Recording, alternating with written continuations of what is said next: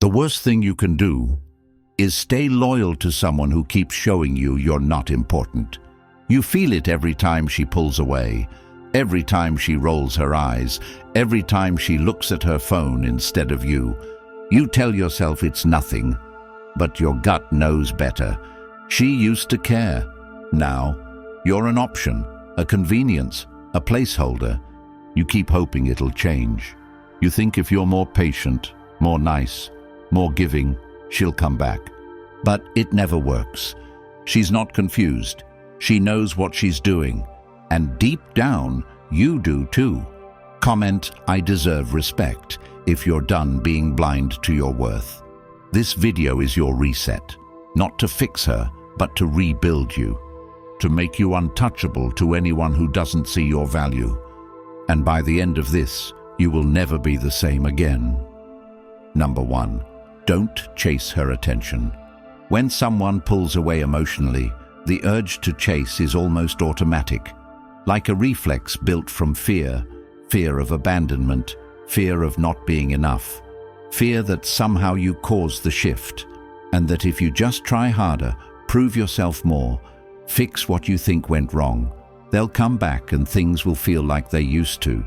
But that belief is an illusion that keeps you locked in a losing game, where the more you give, the less you're valued.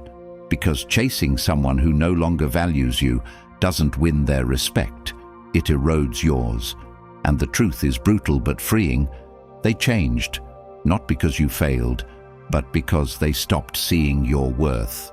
Maybe because you gave it away too easily. Maybe because you put them on a pedestal, hoping they'd finally see you, appreciate you, return your loyalty with depth. But instead, they got used to being your priority while making you their backup plan. And the more you gave, the more they withdrew. Not because they needed space, but because they knew you'd stay.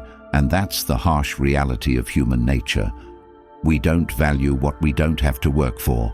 So when you keep chasing, texting first, checking their stories, replying instantly, rearranging your schedule while they keep canceling last minute, what you're really doing is training them to believe you'll tolerate anything, that your boundaries are flexible, that you'll keep coming back no matter how little they show up. And once that becomes their belief, they stop trying, because effort is reserved for what we fear losing, and no one fears losing what is always available. So if you're sitting there wondering why she doesn't call like she used to, why she stopped caring about your opinions, why your wins don't excite her and your pain doesn't move her, it's because she already sees herself as above you, because you handed her the role of your emotional anchor without demanding mutual energy in return. And every time you tolerated distance, accepted cold replies, overlooked the missed calls and dry energy, you reinforced that role.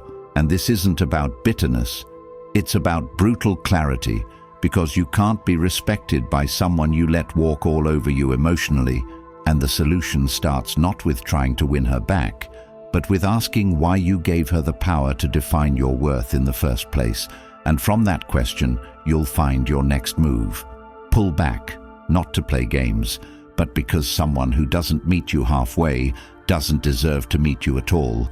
And that begins with stillness, not noise, with pausing your energy and watching what happens when you stop feeding the dynamic. And what you'll see is telling. Either she'll step forward with genuine effort, or she'll disappear because the illusion of power is gone. And in both cases, you win, because your peace and dignity return to where they always belonged, with you. And this is where Stoic clarity lives, not in reacting, but in observing, not in shouting your value, but in walking in it, without needing it confirmed by someone who already stopped seeing it. And if you're wondering how to stop chasing, the answer is brutal honesty. Stop lying to yourself about her potential. Stop writing love stories in your mind based on who she was at the start, and start seeing who she is now, because the gap between reality and your fantasy is where your pain lives. And when you close that gap, the pain ends, and that's when you stop chasing, because you finally realize the person worth chasing is the person you've been neglecting this whole time. You. And once you pour into your goals, your health, your mission, and your own peace, something strange happens. You become less reactive, more grounded, harder to shake, and she feels that shift. And maybe she'll come back, maybe she won't. But by then, you'll no longer care, not out of spite, but because you've outgrown needing breadcrumbs from someone who couldn't see the feast of value you brought to the table. And when you become that person, the one who doesn't chase, doesn't beg, doesn't adjust himself to be seen, you no longer fear loss, because you now carry something more powerful than attention, self-respect. And that becomes your filter, your guide, your standard. So the next time someone pulls away, you won't panic, you'll pause, and in that pause, you'll reclaim yourself. Not because it's easy, but because you finally understand the truth.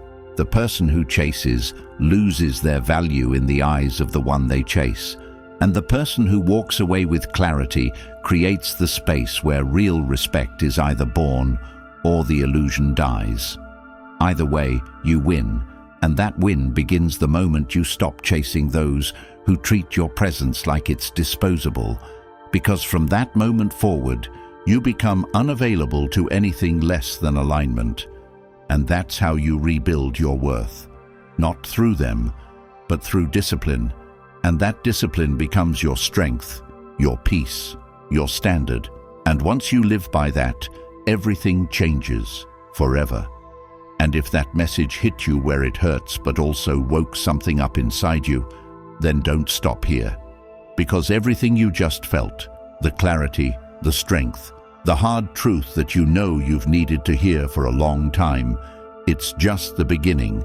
And that's exactly why the Stoic relationship blueprint exists, built for men who are ready to stop chasing and start leading, filled with timeless Stoic principles that will flip your mindset and your life in ways you didn't think were possible. And now the audiobook version is here, so you can carry this life-changing knowledge with you while walking, training, or even just thinking. And the beauty of it is, once it's yours forever. Something you can come back to every time the world tries to pull you off course.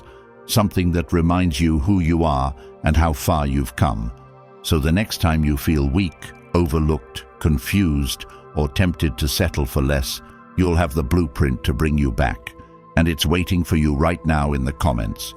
All that's left is to take the step your future self is begging you to take. Number 2. Let her feel your absence. One of the deepest mistakes people make is thinking presence is what wins love. Thinking the more available they are, the more consistent, the more they show up, the more they'll be appreciated. But the opposite often happens, especially when you're giving that presence to someone who doesn't respect it, who doesn't reciprocate, who uses your consistency as a crutch to never change. And what people forget is that human nature often only reflects when something is removed, when the comfort is taken away, when the default is no longer guaranteed. And this is especially true when you deal with someone who's grown entitled to your presence, who expects your replies without earning your energy, who gets your emotional labor without giving emotional investment. And the most powerful thing you can do isn't raise your voice, send a long message, or even beg for change. It's to remove yourself silently, not out of bitterness, but out of realization, because silence says what words cannot. It says you're no longer willing to pour into someone who only takes, who only notices your worth when they fear losing access to it. And absence isn't about being petty, it's about being precise with your energy, because you have to understand that people don't think about what they have constant access to. They don't value the tap that never stops flowing. But when you turn off that flow, when your presence becomes rare, when your attention is no longer free, when your emotional investment becomes selective, suddenly the room gets quiet. Suddenly they have to sit with themselves and face the void your presence used to fill. And in that void they either reflect or replace, but either way, you get your answer, And it's better than confusion, because when you're always present, they never have to decide how they really feel. They can just float in your energy and pretend things are fine while giving you nothing. But when you step back, they either rise to meet you or reveal that they never intended to. And both outcomes are clarity, and that's the point. Clarity over confusion, alignment over attention, peace over patterns that drain you.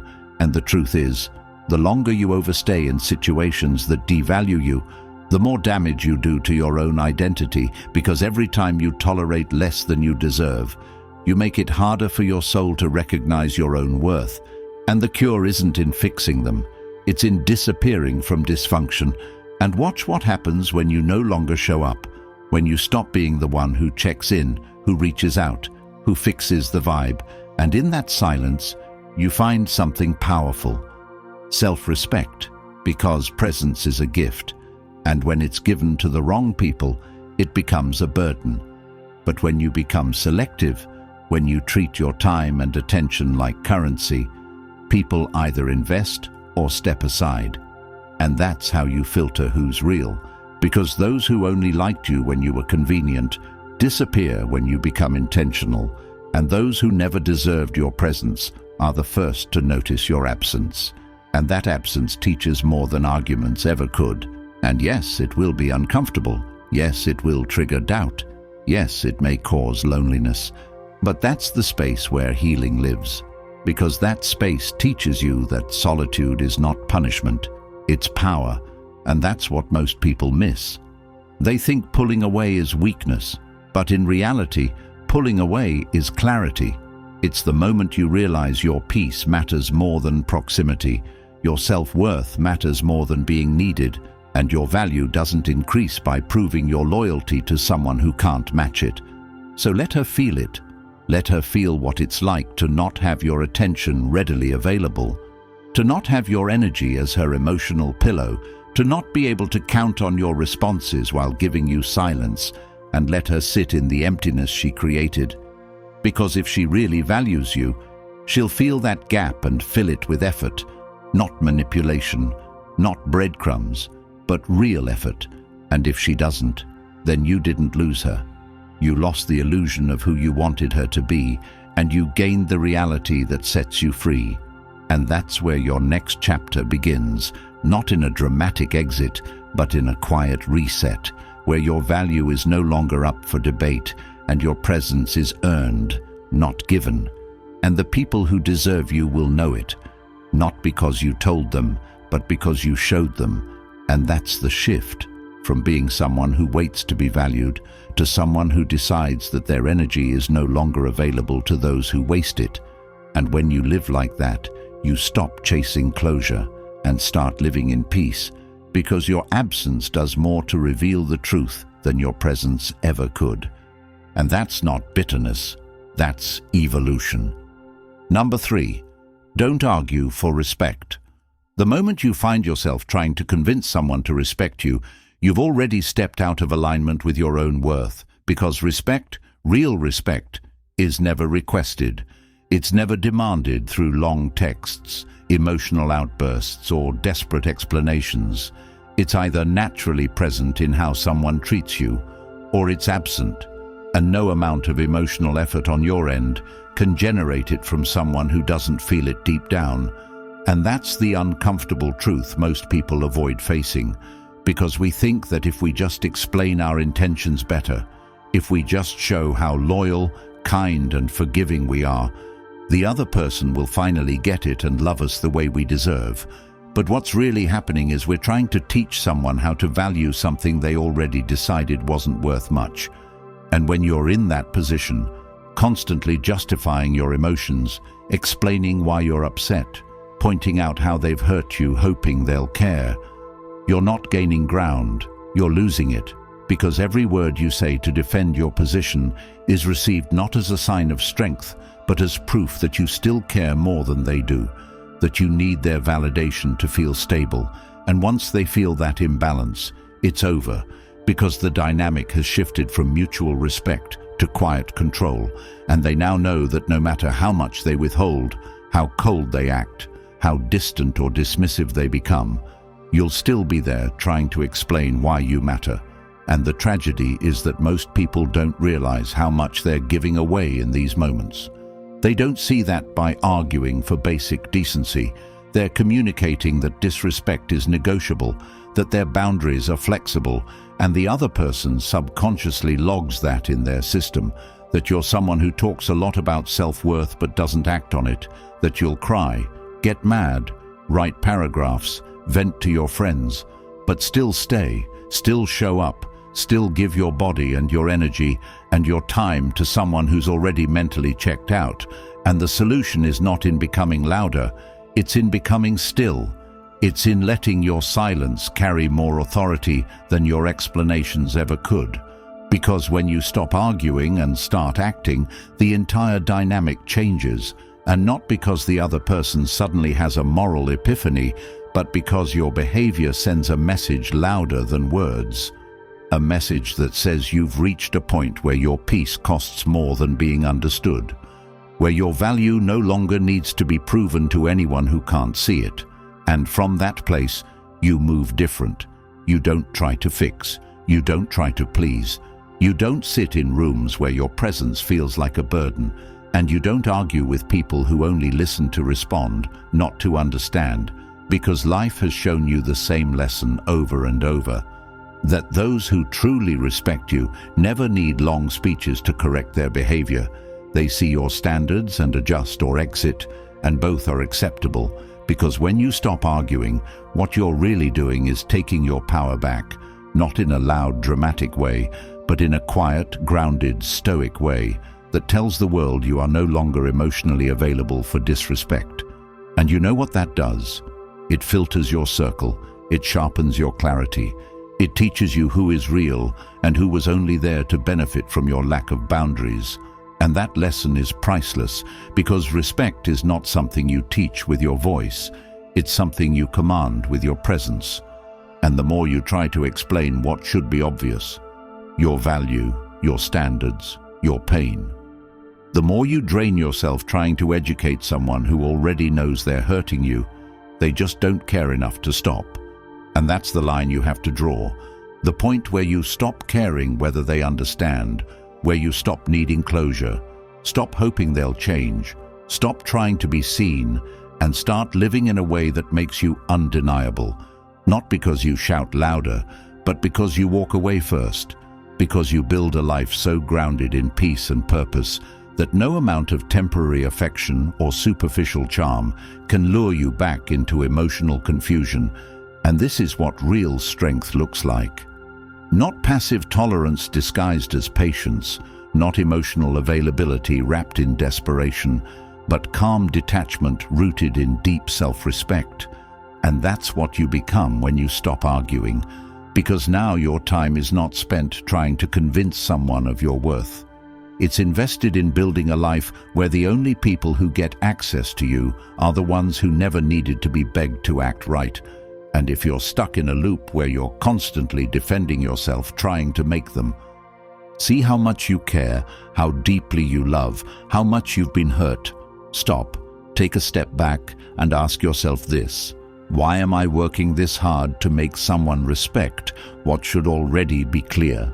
Why am I exhausting myself to be seen by someone who refuses to look? And if the answer is fear of loss, fear of being alone, fear of starting over, then that's where your healing begins, because no amount of explanation will ever compensate for a lack of self-worth, and no person is worth losing your peace over. And once you see that clearly, once you understand that begging for respect is beneath you, you never go back. You don't raise your voice, you raise your standards, you don't send more texts, you delete the thread, you don't ask why they changed, you accept they did, and you move forward with your head high and your energy intact, because life is too short to keep explaining yourself to people who don't listen, and your value is too high to be debated by someone who treats your pain like it's negotiable. So from this moment forward, don't argue for respect. Walk like it's already yours. Number 4, stay emotionally cool. There comes a point where you realize that not everything deserves your reaction, that every time you raise your voice, send that long message, or break down explaining how much something hurt you, you're leaking power, because the people who trigger you already know what they're doing, and if they can shift your emotions with a simple glance, a dismissive tone, or strategic silence, then they know they control you. And the person who controls how you feel controls how you think, how you move, and what you tolerate. So when you keep reacting, even when you're justified, you're stepping into a role where they are the puppet master and you're the one performing. And while you may tell yourself you're being honest, transparent, expressive, or passionate, what you're really doing is proving that your internal state depends on how they treat you externally. And that's a dangerous position to live from, because now you're vulnerable to every mood swing, every change in tone, every ignored text, and that puts you in a cycle where your peace is always borrowed and never owned. And that's why staying emotionally cool is not about being emotionless or robotic. It's about creating enough space between what happens and how you respond, so that you never hand your power over to someone who tests you, and when someone disrespects you, the reaction they expect is the one you must deny, because nothing shakes people more than a person who should be angry, who should be upset, who should be reactive, but chooses not to be, not because they're weak, but because they've trained themselves to be steady, and that steadiness is rare, it's powerful, it commands respect without needing to say a word. And when you respond to drama with silence, to insult with indifference, to manipulation with immovable peace, you're teaching the world how you handle pressure, and more importantly, you're teaching yourself that not every hit requires a swing. Some hits are designed to test if you'll throw away your frame to meet someone at their level. And when you refuse to do that, you rise, and the ones trying to pull you into chaos realize they're powerless against someone who won't take the bait. And that's what emotional coolness gives you: leverage, clarity, control, because now you're no longer operating from impulse, you're operating from wisdom. And that wisdom tells you that peace is not something you hope they give you. It's something you protect by refusing to be pulled into games designed to distract you from your value. And this applies in every interaction. Whether she ignores you, tests you, provokes you, or pretends not to care, your job is not to explain, react, or validate the setup. Your job is to observe, decide, and move accordingly. And most people never develop this control because they never sit long enough with discomfort to realize they don't need to react. They just need to recognize the pattern and decide not to repeat it. And once you see that, you become unshakable. Not because life or people stop trying you, but because you stop giving them the power to define how you feel. And that's where true emotional strength lives. Not in how loud you get, but in how calm you stay. Number 5. Keep control of your life. If your world starts and ends with how she treats you, whether she responds, whether she compliments you, whether she makes time for you, then you've already handed over the keys to your internal stability to someone who may not even know how to drive their own life. And that's the kind of dependency that destroys your confidence, because now you're not living for your mission, your purpose, your path. You're living for her reaction. And once she becomes the emotional center of your existence, you've made her your authority, your anchor, your definition of success and failure. And that's not love. That's emotional slavery dressed up as connection. And what most people don't realize is that the more you orbit someone who's not even centered themselves, the more you drift from your own core, and suddenly you're waking up wondering why you feel lost, drained, uninspired, and the answer is simple. You're building your day around someone who isn't building anything with you. And if your happiness depends on whether someone calls, texts, or validates you, then your entire identity is on lease. And when that lease ends, so does your sense of self. And the only solution to this is to recenter your life around what actually lasts: your goals, your progress, your principles, your health, your money, your discipline. And when you do that, You no longer chase approval because you're busy building a reality where you approve of yourself. And that's not selfish, that's survival. Because if you don't fill your own cup, you'll be forever trying to get sips from someone else's. And when they stop pouring, you starve. And that's why you need your own foundation, your own plan, your own rhythm. Because once you start keeping promises to yourself, once you start stacking wins daily, waking up early, training your body, developing skills, staying consistent, you start feeling powerful in ways no external relationship can provide. And from that power comes detachment, not coldness, but clarity. The kind of clarity that makes it easy to say no to disrespect because your life is already full and you don't need to tolerate breadcrumbs when you're busy baking your own bread. And now, when someone enters your life, they're not your focus. They're a potential addition to an already complete system. And if they add value, great. If not, they're simply not qualified to stay. And that mindset changes everything, because now you're no longer operating from fear of losing someone, but from confidence in who you are without them. And when that happens, you stop being manipulated, stop being drained, stop being second-guessed, because people can feel when you're whole and they treat you accordingly. And if they don't, you remove them without hesitation, not because you're bitter, but because you're busy. Busy becoming everything you promised yourself when you were tired of being average, tired of waiting, tired of feeling like your life only moves when someone else gives you permission. And from this space, you no longer need her to text back, to come through, to be present, because you've taken full responsibility for the direction of your life, and that's not something anyone can take from you. And the longer you stay here, the stronger you get, because momentum builds and self-respect compounds, and now you're living with purpose, not pain, with direction, not distraction, and the right people feel that and move accordingly, and the wrong ones fade because they can't thrive where standards are high, and that's exactly how it should be. Number 6, let her go if needed. The hardest truth you will ever face is that the person you wanted most is sometimes the person you must release completely, not because you didn't love them enough, not because you didn't try hard, wait long, forgive deeply, or stay loyal through the most confusing seasons, but because their presence is no longer healthy and their access to you is costing you more than their absence ever could. And letting go isn't about hate. It's not about revenge. It's not about proving a point. It's about preserving your soul, because if every interaction with her leaves you second-guessing yourself, walking on eggshells, explaining basic expectations, or wondering why you feel like you're the only one trying, then you're not in love. You're in a performance, and you're playing a role you weren't born to play. A role where you silence your needs to keep the peace, where you tolerate inconsistency just to feel some connection, where you explain your worth hoping she'll finally wake up and treat you like she did in the beginning.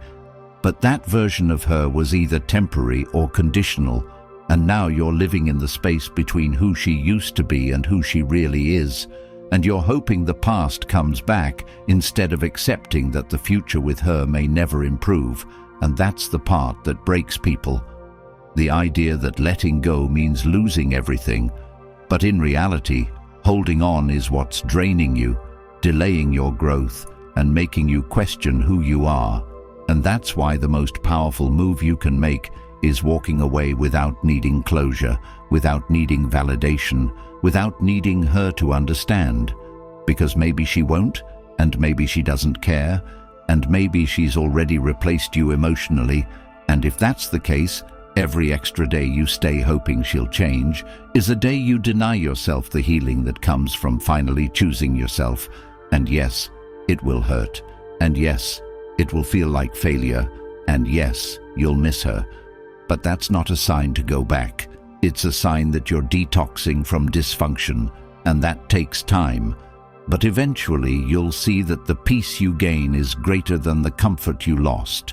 And from that place you rebuild, not quickly, but deliberately, brick by brick, boundary by boundary, decision by decision, and every time you choose not to reply, not to chase, not to fold, not to second guess, you get stronger, and eventually you'll look back and realize that losing her wasn't the tragedy. Staying with her would have been, and that's when you finally understand what letting go really means. It's not about walking away from someone else, it's about walking back to yourself, and when you do that, the pain becomes purpose, the lessons become leverage, and your life starts moving again, this time in the right direction, with people who see you clearly, treat you right, and never make you feel like you have to earn basic respect. And that's when you realize letting her go didn't break you, it freed you. If you've made it this far, then deep down you know the truth. You've been conditioned to tolerate disrespect, to chase validation, to water yourself down just to keep someone who stopped seeing your value, and society won't teach you how to reclaim your power, because a man who knows his worth can't be controlled, and that's why the Stoic relationship blueprint was created, to arm you with the timeless Stoic principles they hope you never discover. The mindset that makes you unfazed, clear, and untouchable, and now it's finally available as an audiobook so you can carry this power with you while walking, training, or just thinking, and once you have it, it's yours for life. No more excuses, no more confusion, just the truth you've been starving for. Hit the comments right now and type "I choose my peace" if you're ready to grab it. And if this message lit something inside you, like the video, subscribe, and help get this truth in front of more men before they waste another year chasing people who don't respect them.